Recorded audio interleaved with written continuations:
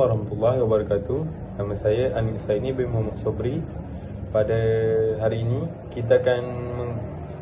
kumpulan kami akan berkongsikan sedikit sebanyak tentang bab 1 bagi etika dan peradaban, iaitu pengenalan kepada etika dan peradaban.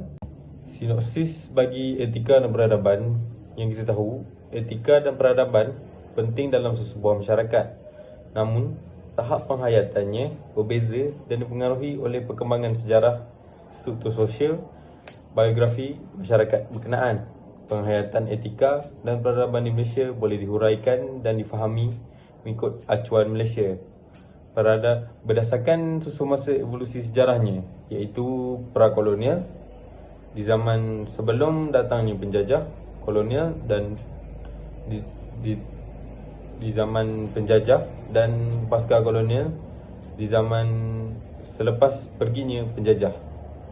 Sifat dan kefahaman mengenai etika berciri moden diperkenalkan dan dilaksanakan semasa era kolonial Eropah. Sebelum pada era prakolonial dalam wilayah alam Melayu, konsep adab dan adat, iaitu adat istiadat dan adat resam, merupakan sebahagian daripada bentuk etika ketika itu, telah wujud untuk mendukung sistem nilai pemerintahan masyarakat tradisional serta peradaban. Gabungan kedua-dua bentuk etika tradisional dan moden tersebut telah tergarap pada era pasca kolonial yang pula tersulam dalam acuan Malaysia. Penekanan kepada penghayatan mengundang kita mengupas secara terfokus terhadap idea, proses dan praktis etika dan peradaban dalam masyarakat Malaysia dulu dan sekarang. Pertama sekali saya akan membincangkan pengenalan bagi etika dan peradaban. Pertama sekali, definisi bagi etika dan peradaban. Etika adalah sifat atau perilaku yang merangkumi setiap lapisan umur, bangsa, etnik, agama dan negara. Seorang yang tidak beretika dalam menjalani kehidupan secara tidak langsung akan membuatkan hidupnya lebih tenteram dan tenang. Kematangan sikap yang ada pada seseorang individu juga memberi kesan positif kepada orang yang berada di sekelilingnya. Etika adalah satu pegangan yang melibatkan nilai dan moral di dalam diri seseorang ataupun kumpulan. Etika merupakan satu panduan bagaimana sesebuah tata cara menguruskan sesuatu urusan atau bidang. Pegangan suatu etika yang kukuh di dalam diri seorang menjadikan seseorang itu dihormati. Dalam bahasa Inggeris, istilah peradaban dan etika dikaitkan dengan perkataan civilization yang juga merujuk kepada perkataan tamadun. Perkataan civilize bolehlah dikatakan sebagai daripada kehidupan primitif atau barbarian kepada kehidupan yang mempunyai kehalusan akal budi dan kesopanan. Secara umumnya, peradaban bermaksud sistem dan tahap perkembangan sosial suatu bangsa, kemajuan sosial dan kebudayaan suatu bangsa. Dan peradaban ini penting. Jadi, apakah objektif yang perlu kita capai apabila mengambil khusus etika dan peradaban? Objektifnya ialah membina kerangka pemikiran dan analisis penghayatan etika dan peradaban, memperkukuhkan semangat kesepaduan dan keharmonian dalam kalangan masyarakat Malaysia, mengatasi perbezaan etnik dan budaya, dan yang terakhir, membina masyarakat yang bermoral, berbudaya dan beretika yang dapat menjamin keamanan dan kemakmuran negara serta membina identiti kebangsaan. Terdapat beberapa konsep di bawah kelas etika dan peradaban. Salah satu daripadanya ialah adab.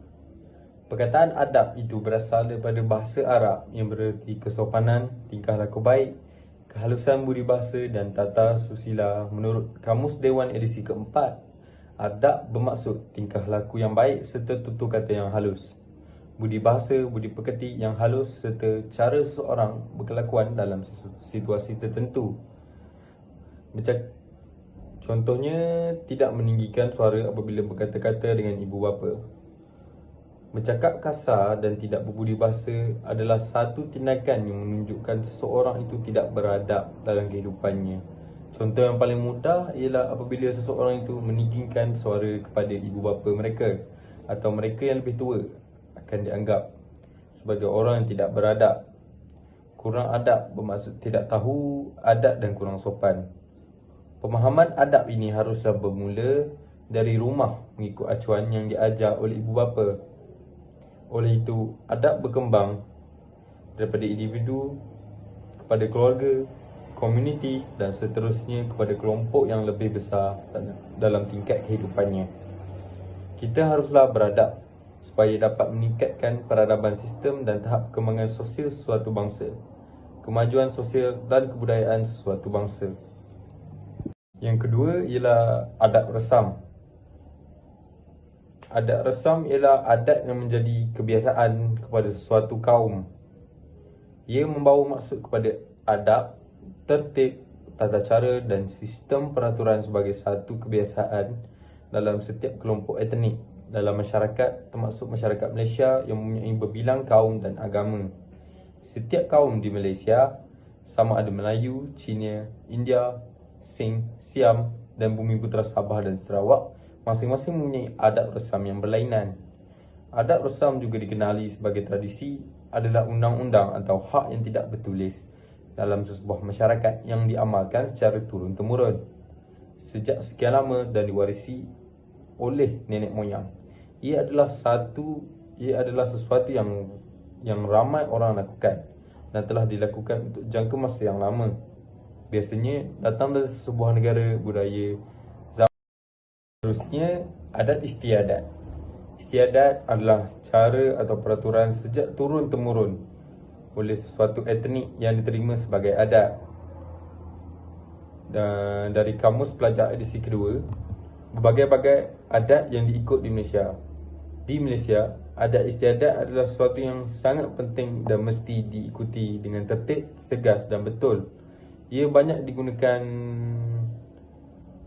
pada upacara rasmi dan majlis-majlis rasmi yang memerlukan pelbagai protokol yang ketat dan mesti dipatuhi seperti upacara atau majlis-majlis rasmi raja, adat perkahwinan, adat makan atau jamuan, adat kematian dan lain-lain lagi.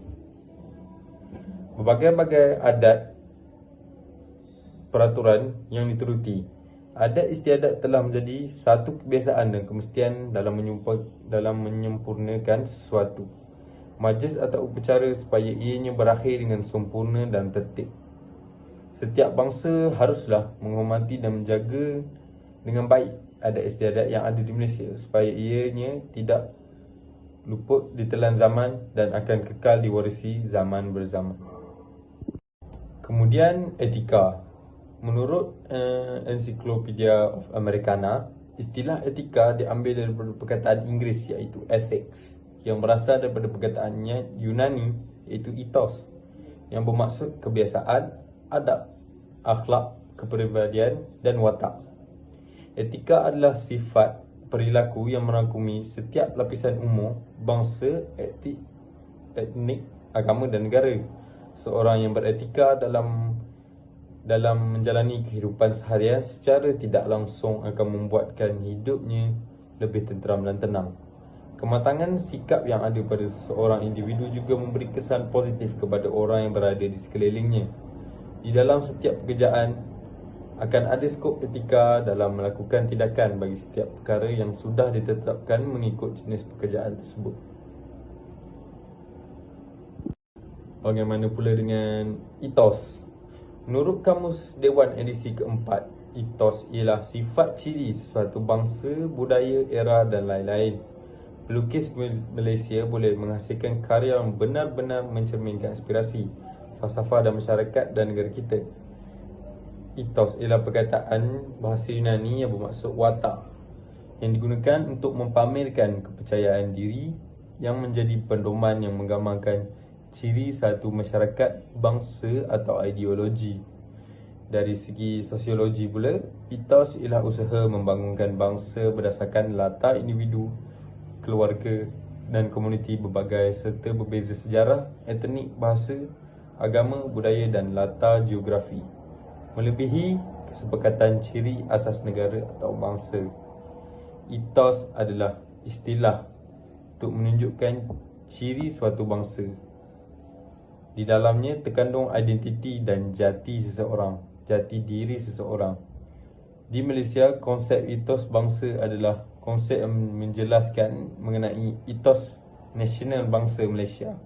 Konsep ini telah diungkapkan secara jelas dalam ucapan Tun Dr. Mahathir Mohamad pada tahun 1992 untuk menunjukkan ciri-ciri bangsa Malaysia yang bersatu menjelang tahun 2020. Konsep ini berkaitan dengan keterikatan emosi kolektif nasional dan sejarah sosial yang dikongsi, menerima pasak dan pelantar integrasi dalam perlembagaan dan mendukung tadbir urus dan pembangunan yang menjamin kesepaduan, kestabilan dan kesejahteraan hidup rakyat. Yang terakhir ialah etiket.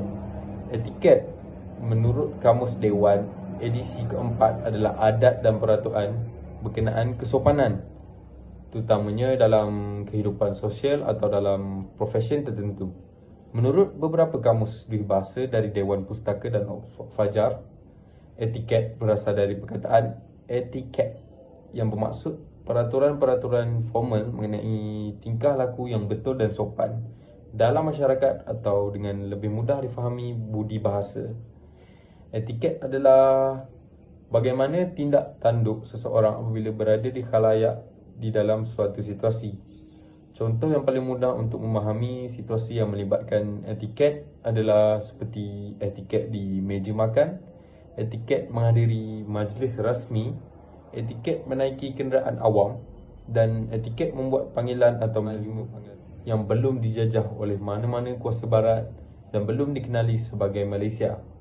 Pada waktu ini, etika telah wujud dan diamalkan sebaiknya dalam kalangan masyarakat tradisional Melayu. Sebelum kedatangan kolonial, etika telah terjelma dalam tingkah laku serta kehidupan seharian, formal atau tidak formal. Disebut sebagai adat resan dan adat istiadat yang sudah lama terpasak dalam diri mereka. Sebelum kedatangan penjajah Eropah, orang Melayu telah mengamalkan adab sopan yang tinggi. Berjalan menundukkan sedikit tubuh badan apabila lalu di hadapan orang tua, menundukkan sedikit tubuh ketika berjabat tangan dengan orang lebih tua adalah di antara adab sopan yang telah diamalkan sejak sekian lama. Seterusnya, pada zaman kolonial. Zaman kolonial ialah zaman negara kita dijajah. Setelah munculnya zaman kolonial, telah berlakunya kecampuran budaya dan adab etika dalam kalangan masyarakat negara kita dengan kolonial barat, seperti cara berpakaian, percakapan, pentadbiran, ketuanan, cara makan, memberi tarbik hormat, cara berjabat, salam dan lain-lain. Kolonial barat telah membawa adab dan adab resam mereka yang dipanggil etika, etos dan etiket yang mereka hayati dalam kehidupan mereka dan mereka laksanakan dalam urusan pemerintahan mereka di tanah Melayu. Masyarakat kita semasa zaman pra-kolonial mempunyai hubungan langsung dengan pihak kolonial British, telah memerhati, menyulam dan mengadaptasi secara tidak langsung dalam kehidupan seharian. Dalam sistem pemerintahan, kita melaksanakan sepenuhnya acuan pemerintahan kolonial pada masa itu. Justru, bolehlah dikatakan kolonial barat telah berjaya menyerapkan budaya etika mereka dalam kehidupan masyarakat tempatan di negara kita pada waktu ketika itu, walaupun bukan semua yang menerimanya. Susul jalur masa yang terakhir ialah pasca kolonial. Zaman pasca kolonial merupakan era moden sehinggalah sekarang. Pada zaman moden ini, masyarakat telah menerima dan mengekalkan variasi percampuran etika dan peradaban tradisional dalam kehidupan seharian. Ia merangkumi etika, etos, etiket, adab, adat resam dan adat istiadat. Masyarakat telah menerima kepelbagaian variasi etika ini sama ada secara langsung atau menerusi teknologi maklumat, IT. Nilai etika bercampur bau ini wujud dalam persekitaran formal dan tidak formal. Mari kita bincang tentang sejarah, himpunan peristiwa dan pengalaman lalu yang saling berkait melibatkan individu, keluarga, komuniti dalam masyarakat. Meneliti sejarah ialah dengan melihat kembali asal-usul seorang itu di negara ini.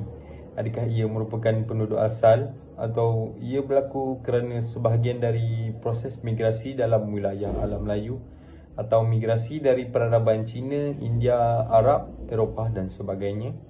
Bagaimanakah negara ini dibentuk menjadi sesebuah negara? Seterusnya, struktur sosial. Struktur sosial dari segi bahasa ialah sistem sosial, manakala dari segi sosiologi adalah hubungan yang dibina dan terjalin dalam sesebuah masyarakat yang berfungsi untuk menggerakkan dinamika masyarakat. Struktur sosial tradisional diperintah oleh raja, pembesar dan para bangsawan, manakala rakyat jelata dan hamba merupakan golongan yang diperintah. Struktur sosial yang diamalkan kini adalah struktur sosial moden yang amat berbeza daripada struktur sosial tradisional. Dari segi individu, aspek ini boleh diambil untuk membentuk jati diri masyarakat yang lebih baik. Sebagai contoh, seseorang yang berasal daripada keluarga yang serba kekurangan dari segi kewangan, maka dia mampu mengubah struktur sosial dalam keluarganya. Hal ini boleh dilakukan apabila dia mampu berusaha menambah pendapatan dan mencari sumber kewangan yang bersih dan halal bagi mengubah nasib sesebuah keluarga itu. Yang terakhir, biografi. Dari segi bahasa ialah riwayat atau kisah hidup seseorang.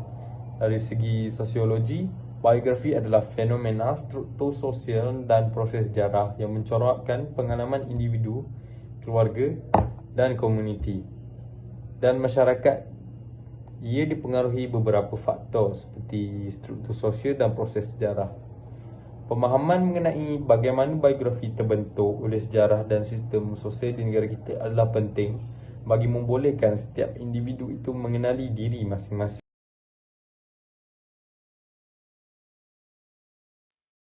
Selamat sejahtera doktor dan kawan-kawan sekali. Nama saya ialah Aliten Analogi Gaudaman. Nombor menteri saya ialah RK23069. Hari ini saya nak membentangkan tentang pengayatan etika dan peradaban mengikut peringkat individu, keluarga, komuniti dan masyarakat, lokal dan global. Mula-mula, saya nak anda semua memahami tentang etika individu. Etika individu bermaksud kawalan kepada tindakan seseorang apabila berurusan dengan pihak lain sama ada individu, masyarakat, haiwan, alam sekitar atau hubungannya dengan Tuhan. Ia dikategorikan sebagai falsafah atau gaya pemikiran yang dipegang oleh seseorang individu mengenai kepercayaannya terhadap prinsip-prinsip moral seperti prinsip betul atau salah dalam dunia sebenar. Etika individu ini amat penting sebagai panduan hidup manusia demi mencapai matlamat masing-masing dan menjadi asas yang utama kepada pembentukan etika sekelompok individu yang dipanggil masyarakat. Dalam konteks individu, sesuatu tindakan diselaraskan di antara kepentingan diri dan kepentingan umum. Antara faktor yang mempengaruhi sikap seseorang individu ialah pengaruh keluarga, pengaruh rakan, keadaan, nilai peribadi, dan prinsip moral serta pengalaman hidup. Setiap individu perlu menekankan amalan positif dalam kehidupan harian dengan cara meningkatkan kemahiran diri, menyumbang peningkatan kualiti hidup, berusaha mengatasi kelemahan diri, dan memupuk sikap kreatif. Antara amalan positif ialah menyempurnakan tugas dan amanah, ikhlas menjalankan tanggungjawab, bekerja sama, dan saling hormat menghormati, tertib dan baik budi bicara, sedia berbakti, bersederhana dalam kelakuan, bersyukur dan menghargai kebaikan, dan bersih daripada sifat dengki. Antara amalan negatif ialah berpura-pura dalam tindakan mementingkan diri sendiri, membangkang tanpa cadangan positif, sombong, dan menunjuk-nunjuk, mengumpat, dan memfitnah rakan, mengampu untuk mendapat pujian, mungkir janji, menghina, dan merendahkan usaha orang lain serta pemarah, berdendam, dan asa dengki. Terdapat pelbagai peranan yang diterapkan oleh setiap individu. Antara peranan tersebut ialah individu harus mengamalkan adab dan nilai etika dalam kehidupan seharian. Hal ini demikian kerana etika boleh dijadikan sebagai panduan hidup seseorang ketika berhadapan dengan orang lain. Etika dan adab memainkan peranan utama dalam membentuk akhlak mulia seseorang individu. Misalnya, menghormati orang lain, iaitu tidak berkata kasar, menerima pendapat dan kritikan dengan hati yang terbuka, serta sentiasa mengucapkan terima kasih kepada orang lain. Selain itu, individu perlu menghindarkan diri dari perkara yang tidak beretika. Salah satu cara untuk menghindarkan diri dari melakukan perkara tidak beretika adalah dengan memilih rakan yang baik serta tidak mudah terpengaruh dengan perkara-perkara yang tidak beretika. Ini kerana tidak akan seseorang pun yang dapat menghalang kita daripada melakukan perkara yang tidak baik, melainkan diri kita sendiri. Contoh perkara yang tidak beretika ialah melepak sehingga larut malam, vandalisme, berjudi, dan berbuat bising sehingga mengganggu orang lain. Keluarga, perbuatan dan percakapan ibu bapa mempengaruhi kehidupan anak-anak. Tanggungjawab ibu bapa ialah menunjukkan perkara yang beretika. Anak umpama kain putih, ibu bapa yang mencorakkan. Pengalaman hidup ibu bapa diajar kepada anak-anak untuk berfikir dan bertindak mengikut keadaan tertentu. Ibu bapa perlu tegas dan menghukum anak-anak apabila mereka melakukan kesalahan sebagai langkah mengajar dan memberi kesedaraan. Personaliti tingkah laku ibu bapa dan status sosioekonomi keluarga memainkan peranan dalam pembentukan etika. Nilai-nilai murni etika dan peradaban perlu dipupuk dalam kalangan keluarga. Penerapan etika dan peradaban perlu ditekan dalam keluarga. Antaranya penekanan kepada nilai menghormati kebaikan, membenci keburukan, sedia berbakti, mempunyai disiplin, memiliki amanah, dan sentiasa berdedikasi. Terdapat pelbagai amalan yang dipraktikkan oleh setiap ibu bapa. Antaranya, ibu bapa haruslah memberikan didikan agama kepada anak-anak. Misalnya, dalam agama Islam, ibu bapa hendaklah sentiasa membawa anak mereka pergi ke masjid sejak kecil lagi. Hal ini akan membuat diri mereka terbiasa untuk ke rumah Tuhan. Selain itu, ibu bapa juga haruslah mengantar anak mereka ke kelas agama agar tidak terjebak dengan kancah yang penuh kemaksiatan. Selain itu, ibu bapa haruslah menjadi contoh yang baik kepada anak-anak mereka. Ibu bapa perlu menunjukkan nilai beretika seperti sentiasa menghormati orang lain tanpa mengira usia. Pada masa yang sama, ibu bapa juga perlu sentiasa membantu orang lain yang dalam kesusahan. Di samping itu, ibu bapa perlu mengalahkan anak-anak menyertai aktiviti kemasyarakatan. Contohnya, aktiviti gotong royong di rumah orang tua. Dengan itu, anak-anak dapat mempelajari untuk menghormati orang semasa bergaul dan hidup dalam penuh rasa bersyukur. Oleh itu, ibu bapa perlu rajin mendorong anak-anak untuk turut serta dalam aktiviti kemasyarakatan. Sekarang, saya nak menerangkan maksud etika masyarakat. Etika masyarakat dirujuk sebagai panduan dan prinsip-prinsip moral yang dipersetujui dan diterima oleh sesebuah masyarakat dan penting untuk dipatuhi dan diamalkan oleh seseorang individu dalam sesebuah masyarakat. Etika dalam masyarakat memainkan peranan yang penting sebagai panduan dalam membentuk tingkah laku individu dalam masyarakat berkenan dalam masyarakat tempatan. Dialog antar budaya atau peradaban bertujuan untuk menjelaskan asas-asas kewujudan budaya yang mengambil bagian dalam pembinaan tamadun Malaysia. Dialog peradaban diperlukan sebagai wahana dasar tamadun agar boleh disepakati dan diayati. Kesinambungan tamadun Malaysia digunakan untuk memastikan pembangunan dan kemajuan material tidak meminggirkan keperluan pembangunan insan. Faktor situasi mempengaruhi perwatakan atau tingkah laku individu dan masyarakat. Seseorang yang mempunyai etika dan tingkah laku yang baik boleh bertindak bertentangan dengan kelakuan disebabkan oleh faktor situasi. Beberapa kualiti etika dan perharapan dalam kalangan masyarakat perlu dipatuhi, iaitu kejujuran, kesopanan, kesabaran, kemaafan, keadilan, kebenaran, dan etika. Ketegangan dalam sejarah peradaban manusia seperti membenarkan ramalan Samuel P. Huntington bahawa dunia akan menyaksikan perkembangan peradaban pada abad ke-21 dan akan menjadi penentu kepada masa depan politik dunia.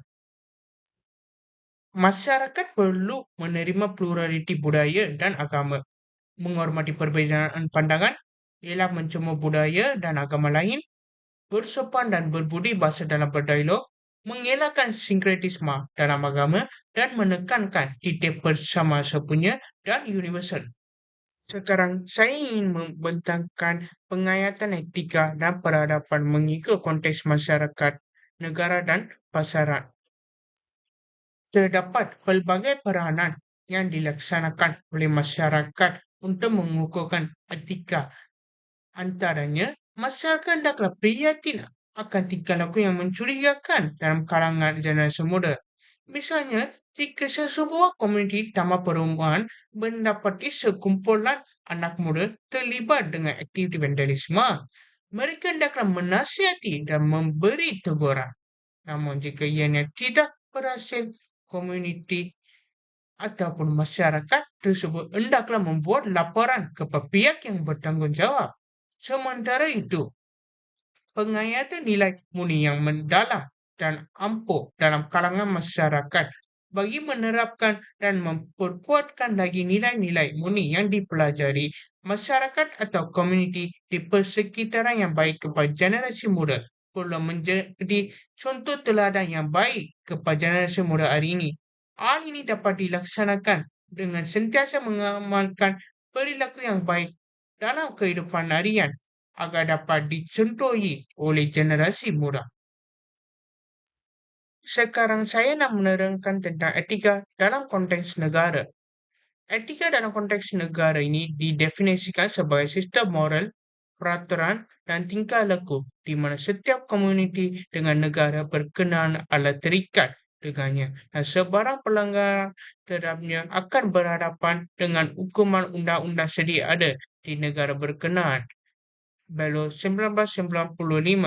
Keperluan dan kepentingan etika negara ini dapat dilihat di negara sedang membangun atau negara maju sebagai indikator atau petunjuk kepada kematangan raya negara berkenaan dalam menguruskan kehidupan seharian daripada peringkat raya bawahan maupun pemimpin atasan.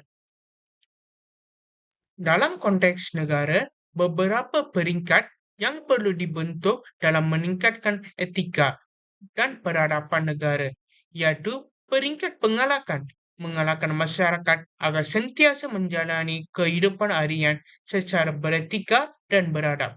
Seterusnya, peringkat diagnosis, mengenal pasti masalah dan kekangan yang mengalami pembentukan etika dan peradaban.